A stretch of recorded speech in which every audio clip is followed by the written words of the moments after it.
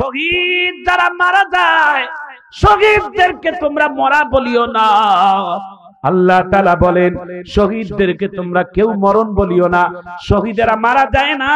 বাল আহইয়াউন ওয়ালাকিন লা তাশউরুন।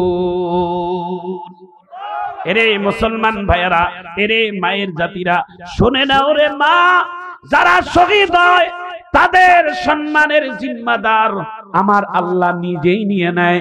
একটু চিৎকার দিয়ে ধরে বলেন না আল্লাহু আকবার।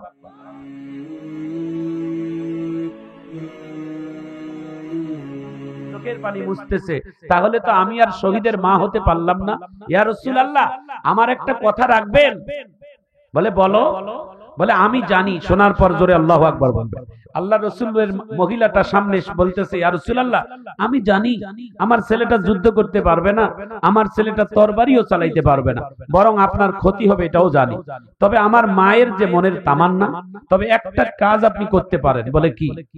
ইয়া রাসূলুল্লাহ, ইয়া হাবিবাল্লাহ, যুদ্ধের ময়দানে যখন আপনি তরবারি চালাবেন, ওই যুদ্ধের ময়দানে কাফের ইহুদিরা যখন আপনাকে টার্গেট করে যখন আপনাকে তরবারি মারবে, অথবা আপনাকে টার্গেট করে যখন তীর ছুটবে, তখন আপনি বিশ্বনবী আমার দুধের 6 মাসের শিশু বাচ্চাটাকে তীরের সামনে ধরবেন।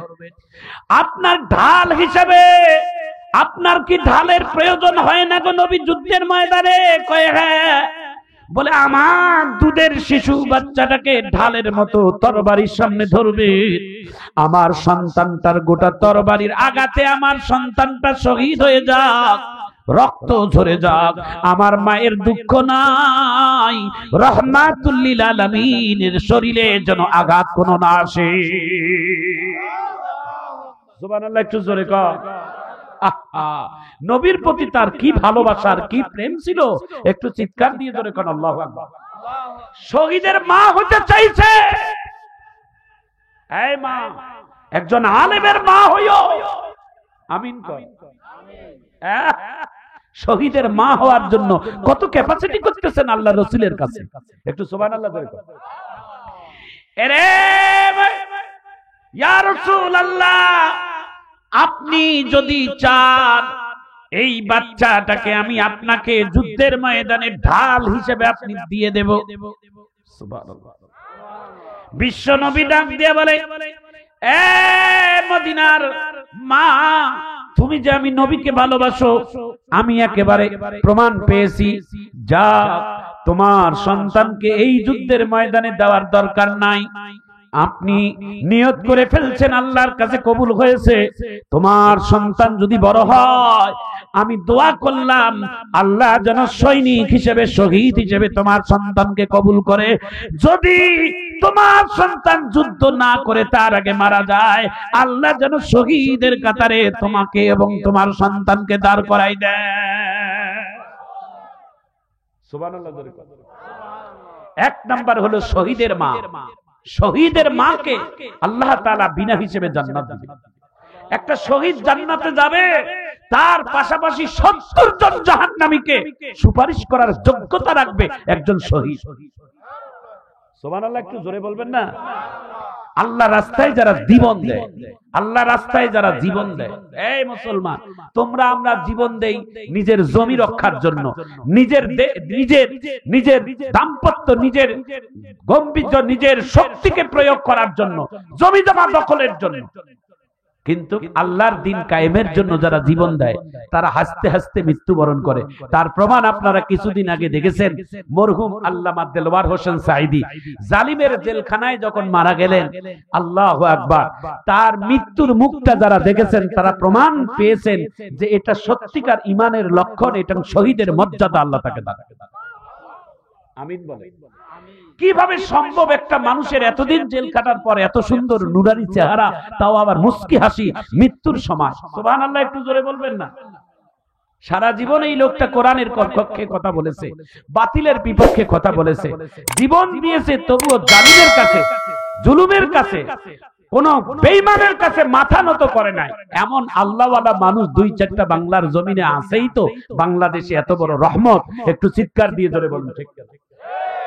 আজকে দেশ এই নতুন 5ই আগস্টের পর আল্লাহ তাআলার অশেষ মেহেরবানি, জেলখানার ভিতর থেকে অনেক মজলুম মানুষগুলো জেল থেকে বাহির হয়ে আসতেছে। হ্যাঁ, আজকে লুৎফর জামান বাবর স্বরাষ্ট্র প্রতিমন্ত্রী ছিলেন, উনি জেল থেকে বাহির হওয়ার পর আমি যেই দিন জেল থেকে বাহির হয়েছে সেই দিন অনেক ওলামায়ে কেরাম, ব্যক্তিগত আমার চোখের পানি পড়েছে যে এই বাবর দুনিয়াতে থাকার কথা ছিল না, তার যে এত বড় মামলা খাওয়ার পরও তিনি মুক্তি পেয়ে দেশে ফিরছে, তার পরিবারের কাছে ফিরছে। আজকে যদি কোরআনের পাখি মরহুম দেলোয়ার হোসেন সাঈদী বেঁচে থাকতো, তাহলে মরহুম দেলোয়ার হোসেন সাঈদীর সন্তানেরা তাকে জেলখানায় রিসিপশন করার জন্য ফুলের মালা তারা রেডি করে তার গলায় পরিয়ে দেওয়ার জন্য কতই না প্রস্তুত থাকতো। কথা বলেন ঠিক কিনা? গতকালকে চট্টগ্রামের প্যারেড মাঠে, যেই মাঠে আল্লামা দেলোয়ার হোসেন সাঈদী প্রতি বছর কোরআনের তাফসীর মাহফিলের বক্তা হিসেবে থাকে, ওই মাহফিলে মিজানুর রহমান আজহারী যুগের শ্রেষ্ঠ বক্তব্য দিয়ে কেঁদে ফেলেছেন আর বলছেন, আজকে কোরআনের পাখি আল্লামা দেলোয়ার হোসেন সাঈদী যদি বেঁচে থাকতো তাহলে তিনি এই চেয়ারের মধ্যে চলে বক্তব্য দিতেন, আর আমি মিজানুর রহমান আজহারী শ্রোতা হিসেবে বসে থাকতাম। আল্লাহু আকবার বলেন। মিজানুর রহমান আজহারী থাকতো শ্রোতা, আর মরহুম শহীদ দেলোয়ার হোসেন সাঈদী থাকতো চেয়ারে, স্টেজে বক্তা। সুবহানাল্লাহ, একটু জোরে কর। আজকে সেই সাঈদীর চেয়ারে বসে, সেই সাঈদীর স্টেজের মধ্যে সাঈদীর রুহানির সন্তানেরা যখন কোরআনের কথা বলে, এর একটা জাযা, এর একটা হাদিয়া আল্লাহ সাঈদীর কবরে পৌঁছাই দিবে না? জোরে বলেন, দিবে না? আমরা বাংলাদেশের যত বক্তা আছি, আমরা সাঈদীকে কেউ মাইনাস করতে পারবো? কি কওমি, কি আলিয়া, কেউ পারবো? একটু জোরে বলেন, পারবো? তিনি তো এমন একজন বক্তা ছিলেন, তার ভিতরে কোনো কওমি আলিয়া বলে কোনো তফাৎ ছিল না। আল্লাহু আকবার বলেন। তফাৎ তো আমরা ছোট ছোট পুঁটি মাছ আর ডারকে মাছেরা করতাম। তিনি এতই বড় একজন আলেম, এত বড় একজন ইসলামের দায়ী, তিনি কোন একটা বক্তব্য দিতে গিয়ে তিনি বলেছেন, আমার তো দুটি চোখ, একটি চোখ হলো আমার আলিয়া, আর একটি চোখ হলো আমার কওমি। আমি কোন চোখকে আমি অবহেলা করব? দুটি চোখ তো আমার কাছে মূল্যবান, তো কওমের আলিয়ারাও আমার কাছে দুটাই মূল্যবান। একটু চিৎকার দিয়ে জোরে করে আল্লাহু আকবার। দু হাত উঁচু করে একটা আল্লাহু আকবার দিতে পারবেন? একটু জোরে বলেন না আল্লাহু আকবার। এইভাবে হাতটা নাড়া দিয়ে একটা জোরে আল্লাহু আকবারের আওয়াজ তোলেন না ভাই। নারে তাকবীর, আওয়াজ আরো দিতে হবে, নারে তাকবীর। দুনিয়ার মুসলিম, আল কোরআনের আলো। হ্যাঁ, মাশাআল্লাহ, আমার মুরব্বী কত সুন্দর স্লোগান। আর আপনারা বলেন ঘরে ঘরে জ্বালাবেন, আর কত ঘরে জ্বালাবেন? এবার সংসদে জ্বালার চেষ্টা করেন না। আমিন বলেন। এই কোরআনটা যেন সংসদে চালু থাকে। এই কোরআনটা যদি সংসদে যদি আইন হিসেবে যদি প্রয়োগ হয়, আমাদের দেশ মদিনার দেশের মতো হয়ে যাবে। জোরে বলুন ঠিক না? এবার জোরে স্লোগান দিবেন, আল কোরআনের আলো, নারে তাকবীর। এ তাকবীর দিলে কোনো লস হবে বাবা? কারো ইমানের ঘাটতি হবে? এ তাকবীরের সাথে মুসলমানের ইমানের সম্পর্ক লুকিয়ে আছে। সুবহানাল্লাহ বলেন। এই তাকবীর তো আমাদের শাহজালাল বাবার তাকবীর, যে শাহজালাল গৌর গোবিন্দের বিরুদ্ধে অস্ত্র ছাড়া শুধু আল্লাহু আকবার বলে যুদ্ধের ময়দানে বিজয় লাভ করেছে। এই তো সেই তাকবীর। একটু জোরে বলেন আল্লাহু আকবার। এটা তো সেই তাকবীর যে ভারতের একটা গির্জার সামনে দাঁড়িয়ে সেই তাকবীর দিয়েছিলেন। গির্জার যিনি পাদ্রী ছিলেন খ্রিস্টান, তাকে বলছিলেন, এই খ্রিস্টান, তুই আমাদের মুসলমানদেরকে ফকির বলিস, মসজিদগুলোকে ভিক্ষার কথা বলিস, তো তোর দেশের সবথেকে বড় গির্জা কোনটা? দিল্লির বড় দামি একটা গির্জার সামনে বলে, এটা আমাদের খ্রিস্টান ধর্মের বড় গির্জা। কয়, আমি তোর গির্জার সামনে দাঁড়িয়ে আমি আল্লাহর কোরআনের একটা আয়াত তেলাওয়াত করব, তোর গির্জা ভেঙে মাটির সাথে মিশে যাবে। জোরে একটা আল্লাহু আকবার বলা যাবে না? এ ভাই, ওনার মুখের সূরা ফাতিহা আর আমার সূরা ফাতিহা এক হবে? একটু জোরে কর। আমি কথায় কথায় একটা কথা বলছি, একটু খালি শোনেন। সবারই মুখ কিন্তু একরকম না। জোরে বলুন ঠিক কিনা? কোথায় মরহুম দেলোয়ার হোসেন সাইদি আর কোথায় আমরা, তার তুলনা করা যায়? আমরা যদি একটা বিপদে পড়ি সঙ্গে আমরা ইমান বিক্রি করে দেব। ওরা 16-17 বছর জেল খেটেছে, ওরা যদি একটু যদি নত হতো তাহলে ওদেরকে ছেড়ে দেওয়া হতো। কই, ওরা তো নত হয়নি, ইসলামের জন্য 4 পয়সা ছাড় দেয় নাই। কত ত্যাগ স্বীকার করেছেন, চির সুখের জায়গা আল্লাহ জান্নাতে তাদেরকে সম্মানে রাখছেন। আমিন বলে, আমিন বলে। আসল খেলা তো হবে পরকালে, দুনিয়াতে খেলার মাঠ নয়, আসল খেলার মাঠ কিয়ামতের মাঠ। কথা বলেন ঠিক কিনা? যারা দুনিয়াতে খেলা হবে, খেলা হবে, ওই ল্যাংড়ার বাচ্চা আয় কোথায় খেলবি, আয় মাঠ তো ফাঁকা। কথা বলেন ঠিক কিনা? 16টা বছর খেলা হবে, খেলা হবে, খেলা হবে, তো খেলার তো ফাইনাল তো শুরুই হয় নাই। মাঠ ছেড়ে কোথায় গেলা, আসো, চিৎকার দিয়ে ধরে বলুন ঠিক কিনা? অহংকার, তাকাব্বুরি, বাহাদুরি, ক্ষমতার, এগুলো আল্লাহ পছন্দ করে না। সকল ক্ষমতার মালিক কে? জোরে বলেন। সকল ক্ষমতার মালিক কি জনগণ না আল্লাহ? জোরে বলেন। জনগণের মন পাল্টাই দিতে সময় আল্লাহর লাগে না। কথা কন ঠিক কিনা? আজকে যেই জনগণ তোমাকে ভালোবেসে, ওই জনগণ আগামীকাল তোমাকে জুতা পিটা করবে, এটা আল্লাহরই খেলা। কথা কোন ঠিক কিনা? যেই জনগণ তোমাকে ফুলের মালা গলায় দিয়ে চেয়ারে বসাবে, ওই জনগণ জুতা পিটা দিয়ে আবার চেয়ার থেকে নামাবে, এটা জনগণের খেলা না, এটা আল্লাহর খেলা। কথা বলেন ঠিক কিনা? কথা কি খারাপ লাগতেছে? চলবে তো? যিনি উপস্থাপন করলেন, এই উপস্থাপনা লোকটা আমার খুব প্রিয় মানুষ। তিনি একটা ভালো কথা বলেছেন। আজ পর্যন্ত অনেক মাহফিলে এই কথাটা আমি পাই নাই, যে সময়ের যুগের শ্রেষ্ঠ কথা বলবেন। মারহাবা। আমি এই জন্যই কথাগুলো টানতেছি। আপনারা কি, আমি কি কাউকে আঘাত দিচ্ছি, কাউকে কষ্ট দিচ্ছি? যারা অপরাধ করে তারা অপরাধী, তাদের কোনো দল নাই। কথা বলেন ঠিক কেন? তাদের কোনো দল নাই। প্রত্যেক দলে ভালো মন্দ দুটাই থাকতে পারে, খারাপ থাকে ভালো থাকে, দুটাই থাকে। তবে যারা খারাপ তাদের দল নাই, তারা হলেন সব থেকে বড় খারাপ। তারা সন্ত্রাসী, তারা চাঁদাবাজ, তারা খুনি, তারা হলেন ইসলাম বিদ্বেষী। সব দলের মধ্যে কম বেশি খারাপ আছে। যারা খারাপ তারা খারাপই বলা লাগবে। একটু জোরে বলুন ঠিক কেন? ভাইজান আমার, বন্ধুগণ আমার, দিলটা নরম করে দেন। আমি সামনে আর কিছু কথা বলবো। আজকে এই মাশাআল্লাহ, আজকে সেই লোকটা স্বরাষ্ট্র প্রতিমন্ত্রী যিনি ছিলেন, এক সময় তার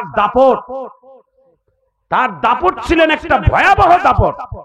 তিনার নাম ছিলেন বাবর সাহেব, তাই না? স্বরাষ্ট্রমন্ত্রী বাবর সাহেব। তার ভয়ে বাঘে আর শিয়ালে এক ঘাটে পানি খাইতো, এমন দাপট। বিশেষ করে ভারতের গভর্নমেন্ট, ভারতের প্রশাসন তার প্রশাসনের শাসনকে ভয় পাইতো। একটু চিৎকার দিয়ে ধরে কোন আল্লাহ। বিএনপির মধ্যে যে সব ভালো খারাপ এরকম আমি বলবো না, তবে এইটুকুই বলি যে এই স্বরাষ্ট্র প্রতিমন্ত্রী বাবর সাহেব জেলখানার ভিতর থেকে বাহির হওয়ার পর লোকটার মাথায় টুপি, লোকটার মুখে দাড়ি, লোকটার হাতে তসবিহ, লোকটার হাতে সব সময় তসবির দানা, জিকির, আল্লাহু আকবার বলে। সেই লোকটাকে জেলখানার ভিতর থেকে বাহির হয়ে বলছে, আমি বাবর সাহেব দীর্ঘ 15-16 বছর জেলখানার ভিতর থেকে আমার শরীরের শক্তি কমে গেছে হয়তো, কিন্তু ইমানের শক্তি আল্লাহর পক্ষ থেকে বেড়ে গেছে। এটা জোরে কোন আল্লাহু আকবার। তিনি বর্তমান কাবা শরীফের মধ্যে অবস্থান করতেছে। কাবা শরীফে স্বরাষ্ট্র প্রতিমন্ত্রী বাবর সাহেব বর্তমান কাবা শরীফের মধ্যে অবস্থান। গতকালকে দেখলাম কাবা শরীফের মধ্যে একটা লম্বা সেজদা, এইভাবে দুই হাত দিয়ে লম্বা সেজদা করে, একেবারে সেজদায় আর উঠে না, সেজদার মধ্যে পড়ে আছে। সেজদার মধ্যে পড়ে তিনি শুকরিয়ার সেজদা আদায় করতেছে আর দোয়া করতেছে। আমি স্বরাষ্ট্র প্রতিমন্ত্রী, সাবেক স্বরাষ্ট্র প্রতিমন্ত্রী বাবরকে বলতে চাই, স্বরাষ্ট্র প্রতিমন্ত্রী, সাবেক স্বরাষ্ট্র প্রতিমন্ত্রী বাবর সাহেব, যদি আপনি সেজদাটা কাবা শরীফে আল্লাহর খুশির জন্য হয় তাহলে তো নূরুনলা নূর, আর যদি মানুষকে দেখানোর জন্য হয় তাহলে কিয়ামতের দিন আপনাকেও ধরা খাইতে হবে। কথা বলেন ঠিক না? আল্লাহ আগামী সামনে যারা রাষ্ট্রে পরিচালনা আসবে আপনি আমাদের দেশে যারা রাষ্ট্র পরিচালনা হিসেবে নির্বাচিত করবেন, আমরা মাহফিল থেকে দোয়া করি কমপক্ষে তাদের দিলের মধ্যে যেন কোরআনের দরদ থাকে। আমিন বলেন। ইসলামের দরদ নিয়ে যেন কাজ করতে পারে, যেই দল আসুক না কেন, ইসলাম যেন বাদ যেন না যায়, কোরআন যেন বাদ না যায়, ওলামায়ে কেরামদেরকে যেন ডিমের কুসুমের মতো যত্ন করে তারা যেন রাখতে পারে। একটু চিৎকার দিয়ে আমিন বলে। আমিন বলে। বাংলাদেশে আজকে কতই না একটা ভালো লাগার দৃশ্য, বাংলাদেশে আজকে কতই না একটা ভালো লাগার দৃশ্য দেখলাম, দিলটা ভরে গেল। দেশ স্বাধীনের পর এই প্রথম একটা ঢাকা টঙ্গীর বিশ্ব ইজতেমা আজকের সমাপনী দিনে সকাল 10টায় যিনি মুনাজাত করেছেন, তিনি বাংলাদেশের একজন বাঙালি ভাষায় তিনি এই প্রথম একটা মুনাজাত করেছেন, যাহা মুনাজাতে হাজারো মানুষ বুঝেছে কি দোয়া করতেছে আর দোয়ার মধ্যে কেঁদেছে। একটু চিৎকার দিয়ে জোরে বলুন আল্লাহু আকবার। আলেম ওলামাদের তত্ত্বাবধানে এই বাংলার জমিনে টঙ্গীর ময়দানে সর্বস্তরের ওলামায়ে কেরাম, কওমি আলিয়া যা আছে সর্বস্তরের ওলামায়ে কেরাম ঢাকা টঙ্গীর ময়দানে তারা ইজতেমাতে শরীক হয়েছে। আমরা চাই সব দলমত আমরা ভুলে গিয়ে, আমাদের সবকিছু ইখতিলাফ ভুলে গিয়ে আমরা ইসলামের জন্য সবাই এবারে এক কাতারে দাঁড়াবো। কারা কারা চান দুই হাত উঁচু করে আল্লাহু আকবার বলেন। আল্লাহু আকবার বলে একটা তাকবীরের আওয়াজ দেন, জোরে আল্লাহু আকবার বলেন। আল্লাহ যেন কবুল করেন, আমিন বলেন। আমি বলতেছিলাম শহীদের পিতামাতাকে আল্লাহ তাআলা বিনা হিসেবে জান্নাত দেন। শহীদ, শহীদ বড় দামি, সুবহানাল্লাহ জোরে বলেন। ভাইয়েরা আমার, বন্ধুরা আমার, আল্লাহর নবী বলেন 4 শ্রেণীর পিতামাতাকে আল্লাহ তাআলা বিনা হিসেবে জান্নাত দিবেন। তার মধ্যে একজন হলো শহীদ। যারা আল্লাহর রাস্তায় জীবন দেয় তাদেরকে শহীদ বলা হয়। এমন শহীদের পিতামাতাকে আল্লাহ তাআলা জান্নাত দিবে। এও পিতামাতারা যারা শহীদের কবর জিয়ারত করেছেন তারা বুঝেছেন আল্লাহ তাআলা ওই ভোলার মাটিতে বিশ্ব নবীর জন্য যেই ছেলেটা শহীদ হয়েছে, ভোলার মাটিতে ডিগলারে গুলি করে নির্মম পুলিশেরা যাকে হত্যা করেছে, ওই ভোলায় কোরআনের মাহফিল করতে গিয়া শহীদের কবরের পাশে দাঁড়াবার এই গুনাহগারকে সুযোগ আল্লাহ দিয়েছে।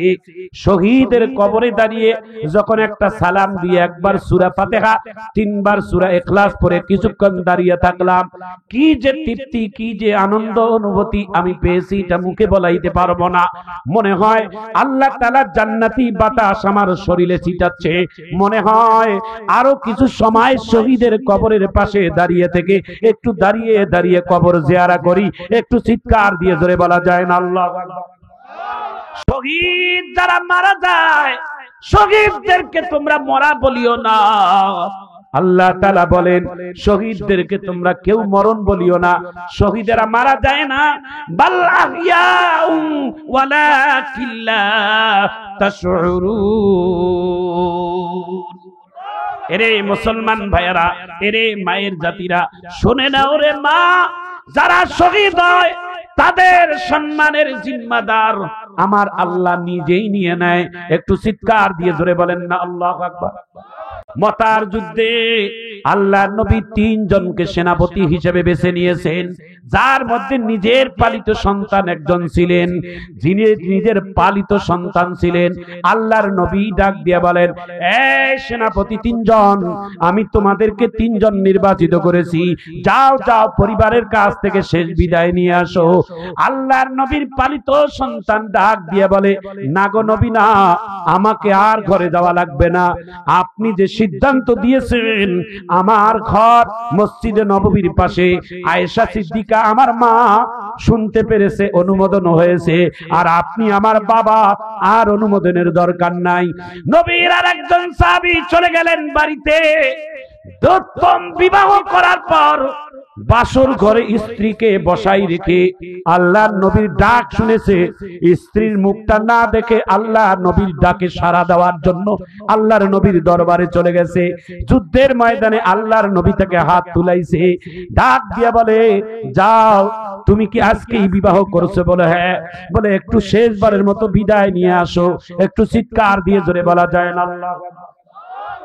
কত বড় হৃদয় বিদারক ঘটনা আমার মা বোনেরা শুনে নেন। নবীর সাহাবী বাসর ঘরে নিজের স্ত্রীকে ঘরের মধ্যে ফুল সজ্জার রাত্রে বিছনায় বসাই রেখে ঘর যুদ্ধের ময়দানে আল্লাহর নবীর দরবারে গেছেন।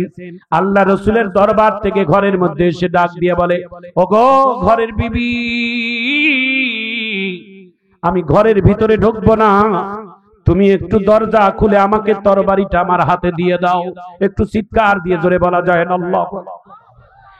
স্ত্রী ডাক দিয়ে বলে, স্বামী আমার, ঘরের তরবারিটা আপনি নিজেই ঘরের মধ্যে এসে ঢুকে নেন, আর আপনি একটা বার আপনি ঘরের ভিতরে আসেন, আমি স্বামী হিসেবে আপনার মুখটা শুধু একবার দেখে নেব।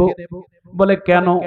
বলে আল্লাহর কসম করে বলি, আমি আপনাকে ওয়াদা দিলাম আমি প্রেম নিবেদন করব না, আমি স্বামী হিসেবে আমি আপনাকে এমন কিছু বলবো না যাতে আপনি যাইতে কষ্ট পান, শুধু একটা বার আপনার মুখটা আমি দেখব, যাতে কিয়ামতের দিন আপনি যদি শহীদ হয়ে যান আমি যেন বুঝতে পারি আমি শহীদ, আমি শহীদের স্ত্রী, আমি একটা বার দেখলে কিয়ামতের ময়দানে চিনে ফেলাইতে পারবো। একটু চিৎকার দিয়ে জোরে বলা যায় না আল্লাহু আকবার। আল্লাহর বান্দা নবীর সাহাবী ডাক দিয়ে বলে, বিবি রে, স্বামীকে চেনার দরকার নাই, আমি যদি আল্লাহর দ্বীনের রাস্তায় শহীদ হয়ে যাই কিয়ামতের ময়দানে তোমাকে চিনা লাগবে না, আল্লাহর কুদরতি ভাবে তোমার সাথে আমার পরিচয় আল্লাহ করিয়ে দিবে। একটু জোরে কর সুবহানাল্লাহ। যুদ্ধের ময়দানে বাসর ঘরে নিজের স্ত্রীর দিকে একটাবার তাকায় নাই, ঘরের ভিতরে ঢুকে নাই, বাহিরের দরজা থেকে তরবারিটা নিয়ে স্ত্রীর কাছ থেকে বিদায় নিয়ে ডাক দিয়ে বলে, বিবি রে, যদি যুদ্ধের ময়দানে শহীদ হয়ে যায় দেখা হবে আল্লাহর জান্নাতের ভিতরে। একটু চিৎকার দিয়ে ধরে বলা যায় না আল্লাহু আকবার। কি তাদের কুরবানি ছিলেন, যুদ্ধের ময়দানে যাওয়ার জন্য শহীদ হবে নিশ্চিত জানার পরও নিজের স্ত্রীটাকে প্রথম বিবাহ করে বাসর ঘরে বসাই রাখছে, একটাবার মুখ তুলে দেখে নাই। নবীর ভালোবাসা আল্লাহর ভালোবাসা। জোরে কর আল্লাহ। শহীদ হওয়ার ঘটনা শোনার পর নবীর একজন আশেক, নাম ছিলেন হযরতে হানজালা, সুবহানাল্লাহ। সারা রাত স্ত্রীর সাথে সময় কাটাইয়া, ফরজ গোসল তার ছিল, স্ত্রীর সাথে সময় কাটানোর পরে ফজরের নামাজের আগে গোসলখানায় যাইয়া গোসলের পানি মাথায় ঢালবে, মাথায় ঢালবে, ঢালে নাই। এমন সময় কে যেন একজন প্রতীক বলে গেছে, আব্দুল্লাহর ছেলে মুহাম্মদ উহুদের ময়দানে শহীদ হয়ে গেছে। শহীদের কথা শোনার পর বদনার পানি পিছনে ফেলাই দিয়ে ঘরের মধ্যে যায় বলে, বিবি রে, আর গোসল নয় রে বিবি, তরবারিটা হাতে দাও, নবী শহীদ হয়ে গেছে, আর গোসল কার জন্য করব রে বিবি? সুবহানাল্লাহ। তরবারিটা হাতে দাও। বিবি বলছে, আমি তোমাকে যুদ্ধের ময়দানে যেতে বাধা দেব না, কারণ যুদ্ধের ময়দানে যদি তুমি শহীদ হও আমি শহীদের স্ত্রী হব, আমি বাধা দেব না। তোমাকে এইটুকু অনুরোধ করি যে তুমি গোসলটা করো, কারণ রাত্রে বেলা তোমার আমার সাথে মিলনে তুমি নাপাক হয়েছো, তুমি গোসলটা দাও, তারপরে তুমি যুদ্ধের ময়দানে যাইও। নবীর সাহাবী হযরতে হানজালা ডাক দিয়া বলেন, বিবি রে, আমার গোসলের আর প্রয়োজন নাই রে বিবি, তরবারিটা দাও। নাপাক অবস্থায় হানজালা যুদ্ধের ময়দানে গেছে, কয়েকজন কাফের বেদিন বেঈমানকে জাহান্নামে পাঠিয়ে দিয়ে নিজেও শহীদ হয়ে গেছে। সুবহানাল্লাহ। যুদ্ধের ময়দানের উহুদের মাঠ, আমরা তো গেছি, উহুদের মাঠের ওই জায়গাটা যেখানে শহীদদের 70 জন শহীদের এক জায়গায় কবর। আল্লাহু আকবার বলেন। সেই জায়গায় হাজীদেরকে যখন জিয়ারার জন্য নিয়ে যায়, সেখানে শহীদদের সর্দার আমির হামজা ঘুমিয়ে আছে। সুবহানাল্লাহ বলেন। সেই শহীদের সর্দার আমির হামজার কবরে পাশে যখন হাজীরা দাঁড়ায়, আজও সেখানে গিয়ে শহীদদের আত্মনাতার চিৎকারের আওয়াজ হাজীরা বুঝতে পারে। আল্লাহওয়ালা মানুষেরা একটু চিৎকার দিয়ে ধরে কোন আল্লাহু আকবার। দুইটা জায়গায় গেলে হাজীদের চোখের পানি ধরে রাখতে পারে না। মদিনার ভিতরে দুইটা জায়গায়, একটা মক্কায় আর একটা হলো মদিনায়, দুইটা জায়গায় চোখের পানি ধরে রাখতে পারে না হাজীরা। একটা জায়গা হলো উহুদের ময়দান, উহুদের মাঠে গেলে নবীর কথাগুলো খেয়াল পড়ে, যেই নবীর শরীরে জীবনে একটা মশা মাছি পড়ে না, যেই নবীর শরীরে একটা মাছি কোনোদিন কামড় দেয় নাই, এই কাফেরের বাচ্চাগুলো আমার নবীর মাথার মধ্যে এমন জোরে তরবারির আঘাত দিয়েছে। আল্লাহর নবীর মাথার মধ্যে লোহার টুপি ছিল, লোহার টুপি দুইটা টুকরো বিশ্ব নবীর মাথার ভিতরে ঢুকে গেছে। সুবহানাল্লাহ।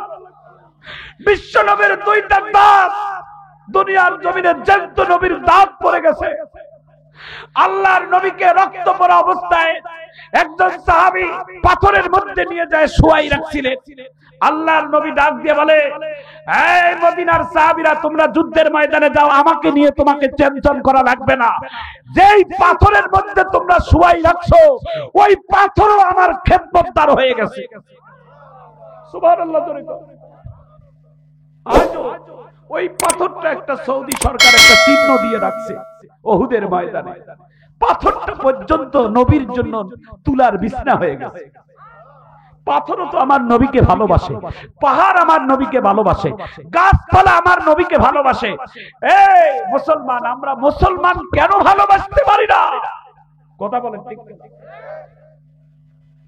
দিলটা নরম করে দেন, এক ফোঁটা চোখের পানি আসবে, অবশ্যই চোখের পানি আপনার আসবে। একটু মারহাবা কর। আমার দিকে তাকান, কেউ কোনো দিকে তাকাবেন না, একটু দেখে দেখে চোখের পানি, দিলটা যেন নরম হয়ে যায়।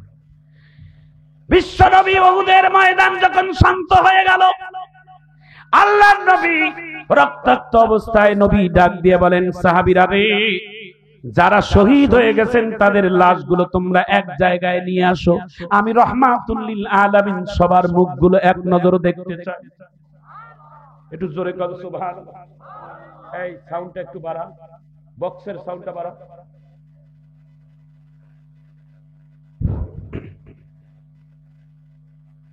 আল্লাহ নবী ডাক দিয়ে বলে, সাহাবীরা রে, উহুদের ময়দানে একটা মাটির জমিনে বসতে দিলেন। সুবহানাল্লাহ। সমস্ত শহীদদের লাশগুলোকে এক জায়গায় এনে দিলেন, বাই সিরিয়াল, সবাই সিরিয়াল ভাবে শুয়ে আছে। বিশ্ব নবীর সামনে একজন পর্দা পরিহিত মহিলা আরবের মরুভূমি দিয়ে আসতেছে আর বলতেছেন, ইয়া রাসূলুল্লাহ, ইয়া হাবিবাল্লাহ, আপনার একজন সাহাবী নাম ছিলেন হানজালা। যুদ্ধের ময়দানে আসার সময়, ফজরের নামাজের সময় নাপাক মানুষ গোসলের জন্য মাথায় পানি ঢালতে চেয়েছিলেন। শহীদের কথা আপনার শোনার পরে নাপাক অবস্থায় আমি এত চেষ্টা করেছি, গোসল দেওয়াইতে পারি নাই। নাপাক অবস্থায় যুদ্ধের ময়দানে আসছে, মনে হয় আমার স্বামী শহীদ হয়ে গেছে, এখনো আমি যুদ্ধের ময়দানে খুঁজে পাইলাম না। আমার স্বামী যদি শহীদ হয়ে যায়, সবাইকে আপনি গোসল ছাড়া জানাজা, গোসল ছাড়া নামাজ মাটি দেন, জানাজা নামাজ পড়ান। আমার স্বামীকে গোসল ছাড়া জানাজা দিবেন না গো নবী, কারণ আমার স্বামী নাপাক অবস্থায় শহীদ হয়েছে। একটু চিৎকার দিয়ে জোরে বলা যায় না আল্লাহ। আল্লাহর নবী ডাক দিয়ে বলেন, সাহাবীরা রে, আমার হানজালা কোথায় পড়ে আছে একটু খুঁজো, আমার হানজালাকে একটু খুঁজে বাহির কর। দিলটা নরম করে দেন। সাহাবায়ে কেরামের তিনটা টিম গোটা উহুদের ময়দানে খুঁজে এসে ডাক দিয়ে বলে, ওগো আল্লাহর নবী, হানজালার লাশ খুঁজতে গিয়ে আরো কয়েক ডজন লাশ আমরা পাইলাম, তবে হানজালাকে উহুদের ময়দানে পাইলাম না। আল্লাহর নবী আকাশের দিকে তাকিয়ে থাকলেন, এইভাবে আকাশের দিকে। মনে রাখবেন, আল্লাহর নবী যদি আকাশের দিকে তাকিয়ে থাকে, ওই আকাশের মালিকের সাথে কিন্তু আল্লাহর নবীর কথা হয়। একটু জোরে কওয়া যায় না আল্লাহু আকবার।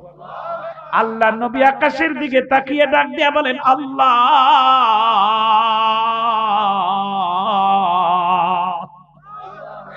আমার হানজালা, আমার হানজালার লাশ কি কাফেরেরা কি খেয়ে ফেললো নাকি আল্লাহ, নাকি কি দুনিয়াতে একেবারে উঠাই নিয়ে গেল? আমার হানজালা যদি থাকে, আমার হানজালাকে যদি শহীদ করে কোন জায়গায় লুকিয়ে রাখে, আপনি জিবরাইলের মারফতে আমাকে জানিয়ে দেন। আমার হানজালা আল্লাহ স্বামী নবীর দরকার, কারণ আমি হানজালা, আমি নবীকে এত ভালোবাসে। নাপাক ছিল, পাক হওয়ার জন্য গোসলখানায় গিয়েছে। নবীর ইন্তেকালের কথা শোনার পর গোসলের টাইম পায় নাই, অমনি নবীর প্রেমে যুদ্ধের ময়দানে এসে শহীদ হয়েছে। একটু বলে দাও গো আল্লাহ, আমার হানজালা কোন পাথরের মধ্যে লাশ হয়ে পড়ে আছে? একটু চিৎকার দিয়ে ধরে বলা যায় না আল্লাহ।